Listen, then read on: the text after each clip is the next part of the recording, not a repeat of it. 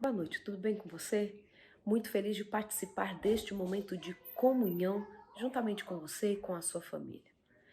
Neste momento eu quero compartilhar com você algumas lições que aprendemos no Evangelho de Marcos, no capítulo 6. Bem, o contexto, Jesus está pregando, está lá no seu ministério, fazendo muitos milagres, já com seus discípulos. E quando Jesus está neste contexto do capítulo 6, nós encontramos a partir do versículo 7 que Jesus dá uma missão para os 12, para que eles saiam pregando o evangelho. E quando eles saem, então, eles vão pregando, as pessoas se arrependem, e então, no versículo 14, parece que acontece uma pausa. Para tudo isso que está acontecendo de milagres, os discípulos felizes com tudo que eles estão vivendo, em nome de Jesus, em nome deste reino que já chegou. Mas nós encontramos no versículo 14, a partir do versículo 14, a morte de João Batista. João fora preso pelo rei Herodes, e depois dessa prisão, ele então é degolado a pedido de Herodias. E é um momento de muita tristeza. Eu fico imaginando os seguidores de João Batista como estão se sentindo. Jesus não o tirou da prisão. Aquele que é o Messias, que é capaz de ressuscitar, aquele que multiplica pães, a quem João Batista serviu mesmo antes de conhecê-lo, né, ou reencontrá-lo pessoalmente, porque eles haviam se encontrado ainda quando na gestação. E João Batista morre. Depois que João Batista morreu, nós encontramos então Jesus. A partir do versículo 30, fala que os apóstolos juntaram-se a Jesus e contaram tudo, tanto o que tinham feito como o que tinham ensinado, falando de quando eles estão vindo. Mas Jesus recebera, juntamente com a mensagem de que eles haviam feito milagres, ele recebe também a mensagem da morte, a notícia da morte de João Batista. E quando ele recebe essa notícia, ele faz um convite para os discípulos, que está no versículo 31. E ele disse-lhes: vinde vós, aqui à parte, a um lugar deserto, e repousai um pouco. Era o momento de Jesus estar sozinho. Queria que estivesse somente com ele aqueles discípulos que o conheciam. Queria ensinar para eles lições sobre como o reino de Deus acontece. Queria talvez trazer para aqueles discípulos mais clareza sobre a consequência do pecado, a necessidade da instalação eterna do reino de Deus, para que assim então João Batista pudesse voltar à vida. A ressurreição era algo que Jesus queria que os seus discípulos entendessem, mas não a ressurreição como ele poderia fazer ali por João Batista, mas pensando na ressurreição para uma vida eterna, prometida a todos nós para a sua segunda vinda. Jesus então se retira com seus discípulos, está com o coração doído, mas quando ele se retira, vão para um lugar para ter um tempo para descansar e comer, porque eles haviam trabalhado o dia inteiro e ainda estavam sem comida. E eles foram sós num barco, versículo 32, para um lugar deserto.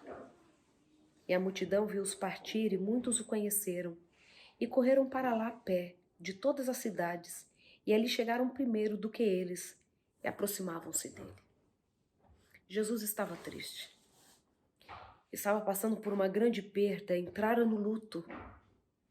Mas quando aquela multidão reconhece o barco de Jesus e começa a correr na direção e chegam ao outro lado da margem, antes até que o barco de Jesus chegasse, naquele momento então, Jesus viu a multidão e teve compaixão deles, porque eram como ovelhas que não têm pastor, e começou a ensinar-lhes muitas coisas. Talvez um olhar desatento leve-nos a pensar assim: como assim? João Batista morre defendendo a Jesus, defendendo os princípios eternos. Jesus sai com seus discípulos para comer e depois encontra com a multidão e começa a ensinar-lhes muitas coisas como se nada tivesse acontecido. Mas Jesus sabia o que ele deveria fazer. E ele escolhe a estratégia certa para lutar contra o mal. João Batista havia morrido por conta do mal. Satanás havia colocado no coração de Herodias e de Herodes uma forma de exterminar, aniquilar com aquele que era o grande provocador do sofrimento deles. E assim então, Jesus é como se dissesse para Satanás: você quer guerra?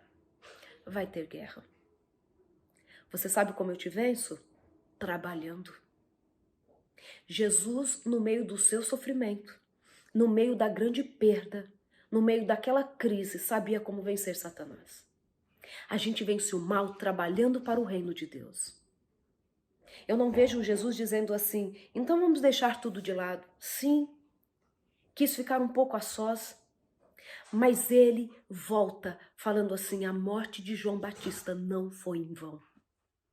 Eu vou mostrar por meio do meu trabalho que o reino de Deus se alcança com trabalho. Que nós lutamos contra o mal trabalhando. Nós não vamos nos conformar com a artilharia que vem contra nós, porque temos um Deus que nos ensinou que o trabalho é a arma para vencer o mal. É uma das armas para vencer o mal. Jesus, então, ensina para aquelas pessoas que estão ali, aquela multidão, e então ele diz assim: deem comida para o povo. Eles estão sem comer, mas aí eles não têm pães. Encontram, então, um menino e multiplica ali dos 5 pães e 2 peixes. Uma farta refeição. Quando Jesus, então, sai dali, diante daquela multidão, ele faz com que os discípulos vão à sua frente no barco. E quando eles estão indo para lá, versículo 45, e logo obrigou os seus discípulos a subir para o barco e passar adiante, para o outro lado, a Betsaida, enquanto ele despedia a multidão. Enquanto ele despedia a multidão, ele pediu para que os discípulos já atravessassem e passassem para o outro lado, para Betsaida. Enquanto ele falava ainda com um, com o outro, as pessoas talvez ali ainda extasiadas com aquele milagre, os discípulos então obedecem a Jesus e vão para a outra margem. Mas é tão interessante que o versículo 49 diz assim: mas quando eles o viram andar sobre o mar, cuidaram que era um fantasma e deram grandes gritos. Jesus anda sobre o mar. Jesus aqui está mostrando quem tem poder é Ele. Ele é capaz de multiplicar pães, andar sobre o mar, acalmar corações atemorizados. Ele mesmo diz aos discípulos no versículo 50, tem de bom ânimo, sou eu, não temais. Depois disso, Jesus vai para Genezaré. Lá então, ele desce e encontra uma grande multidão que traziam os seus doentes. E o versículo 55 e também os 56 dizem assim: e correndo toda a terra em redor, começaram a trazer leitos, aonde quer que sabiam que ele estava, os que se achavam enfermos. E onde quer que entrava, ou em cidade, ou em aldeias, ou no campo, apresentavam os enfermos nas praças e rogavam-lhe que o deixasse tocar ao menos na orla da sua roupa, e todos os que lhe tocavam saravam. Jesus lida com a sua tristeza, com a sua dor, trabalhando para o reino. Estamos vivendo em dias ímpares, uma crise sem precedentes, mortes acontecendo o tempo todo. O que iremos fazer?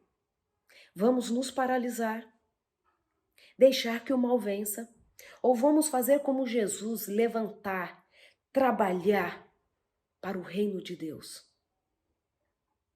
O reino do mal é vencido com trabalho, trabalho que envolve oração, trabalho que envolve testemunho, trabalho que envolve um completo derramar-se aos pés daquele que pode, por meio do seu poder, atuar nas nossas vidas para que sejamos canais de bênçãos. Eu estava há pouco falando com algumas meninas de um grupo de mulheres e eu disse para elas: Dentre os meus versos prediletos, textos prediletos da Bíblia, está Isaías 58, versículos 11 e 12, que diz assim: vocês ainda serão conhecidos como aqueles que conseguem ter vida plena, até mesmo no deserto. Serão reconhecidos como aqueles que conseguem reconstruir sobre as ruínas, sobre os antigos alicerces da vida. Vocês serão reconhecidos como aqueles que conseguem reconstruir qualquer coisa. Será que isto é uma mensagem de esperança para mim e para você? Será que esta é uma convocação de Deus para que nós não desistamos diante das nossas dificuldades, mas que por meio de um olhar de fé possamos enxergar que Deus quer que nós estejamos prontos para lidar com as batalhas, para resgatar vidas do mal? Eu sei que temos enfrentado dificuldades.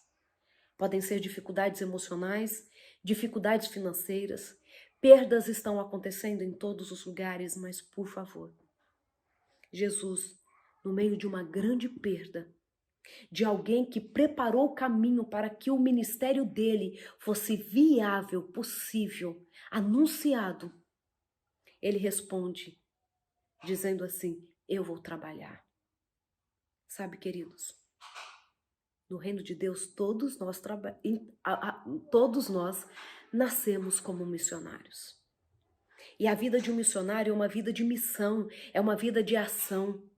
A vida do missionário é colocar-se à disposição de Deus para que ele atue por meio dele, para que outros sejam alcançados. Mas sem dúvida nenhuma, nenhum missionário vai conseguir ter êxito no seu trabalho para o reino se não tiver uma íntima relação com Deus. O estudo da palavra de Deus, a oração, estar envolvido em conversas que edificam, fazem parte do preparo do soldado para essa guerra.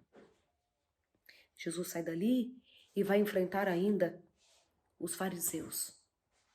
Mas nós encontramos um Jesus que não desiste, mesmo em meio às afrontas, às provações, pessoas que não querem aceitar, porque Ele é o Deus que entendeu que Ele tinha uma missão para cumprir. Você já aprendeu? Já entendeu a missão que Deus tem para a sua vida? Já aprendeu junto com a sua família para onde vocês estão indo? É desejo do coração colocar em prática tudo que aprenderam com Deus?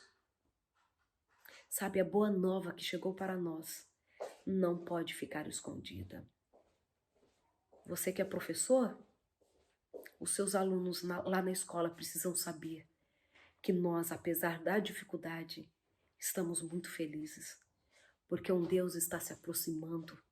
Já podemos ouvir os passos dele, anunciando para nós que a segunda vinda é muito próxima. Será que estamos conseguindo olhar além das nuvens que estão diante dos nossos olhos? Temos enfrentado dificuldades, dias incertos, mas não se iludam. É só o princípio das dores. Os dias ainda ficarão muito piores. Que as lutas de hoje possam dar-nos condições de estarmos mais preparados para dias que virão muito piores do que aqueles que estamos vivendo. Que as lutas de hoje possam fazer brotar dos nossos lábios um eis-me aqui, Senhor, envia-me a mim. Que o perder o sono por conta da preocupação com tantas coisas para dar conta, com uma vida financeira para organizar, possa ser substituído, essa perda de sono possa ser substituída por horas de oração. Queridos, Jesus nos chama para esse trabalho. Jesus nos chama para preparar a nossa casa. Não sabemos quando nós mudaremos de situação novamente. Daniel e os seus amigos, filhos de príncipes, que se viram escravos em Babilônia. Mas eles não se tornaram escravos dos hábitos de Babilônia, nem da murmuração de Babilônia. Onde quer que eles estivessem, eles levavam a Cristo. O Deus, aquele que aparece na fornalha ardente, era o Deus em quem eles confiavam, independentemente se fossem ou não libertos daquela grande prova, libertos da morte. O que define como nos comportamos diante da crise não é se ela é leve ou se ela é intensa. O que define o nosso comportamento é o nosso relacionamento com Deus. Eu não sei que circunstância você se encontra, mas eu quero te fazer um convite para que se aproxime mais de Cristo. Eu quero te fazer um convite para que nestes momentos vocês como família possam conversar sobre o reino de Deus. A Angelina, numa dessas noites, me disse assim: mamãe, que terrível, né, o coronavírus. A gente não pode sair de casa. E ela começou a falar do coraçãozinho dela diante desta circunstância de não poder voltar para a nossa casa e de não ter os amiguinhos por perto, de nós falarmos: não, filha, não podemos sair, vamos ficar por aqui mesmo. E no meio dessa conversa eu disse assim: filha, mas tem algo muito legal que a gente pode sim trazer, que a gente pode sentir, trazendo para o nosso coração felicidade nesse momento. Ela: como assim, mamãe? Eu disse assim: filha, sabe o que significa? Que está mais perto de Jesus voltar. E nós temos conversado muito sobre a volta de Jesus em todos esses dias. E hoje ela estava muito, muito feliz. E ela disse assim: mamãe, que bom que tudo isso está acontecendo, né? Porque isso significa que daqui a pouquinho eu vou conhecer a vovó Beth, a minha mãe que faleceu muito antes dela nascer. Sabe? Troquem a desesperança pela esperança no seu coração e leve a sua casa também a ter um olhar de esperança, a um olhar de ânimo para ainda lutarmos neste mundo até que ele venha. Podemos já vislumbrar um Deus que está vindo para tirar-nos desta circunstância e colocar-nos diante dele, um reino que está aproximando, um reino onde a vida eterna é o que tem de garantido para cada um de nós. O trabalho não tirou do coração de Jesus a tristeza pela morte do seu primo João Batista, mas o trabalho deu para ele ânimo para continuar lutando. O trabalho deu para ele a certeza de estar cumprindo a missão de Deus. Que você possa ter a certeza que, independente das agruras desta vida, independente dos eventos que nós não conseguimos explicar e muito menos queremos aceitar, possam, no nosso coração, ter o efeito de provocar em nós o desejo de trabalhar mais para Ele, de nos consagrarmos mais para Ele, para que assim então, quando Ele vier nas nuvens dos céus, possamos dizer: este é o nosso Deus a quem aguardávamos, para que na presença dEle possamos nos alegrar e nos regozijar para todo sempre. Eu quero orar por você, eu quero orar pela sua casa, para que este Deus que nos criou possa nos manter em pé pelo tempo que Ele quiser, até que Ele venha. Vamos orar? Ó Pai querido, estamos diante de Ti porque acreditamos em Ti. Estamos diante de Ti porque sabemos que é o Senhor que cuida de nós e queremos nos colocar à disposição para trabalhar em Teu reino, para que outras pessoas conheçam que Tu és Deus, que o mal já foi vencido, mesmo que ainda estejamos sofrendo consequências do pecado, tudo isto passará, porque a Tua palavra se cumprirá. Obrigada, porque neste momento temos a oportunidade de conversarmos mais uma vez contigo e sentirmos a paz que somente o Senhor pode dar. Abençoa cada família, Pai. Abençoa cada coração, para que estejam firmes na promessa do Teu breve retorno. É o que eu te peço e agradeço em nome de Jesus. Amém.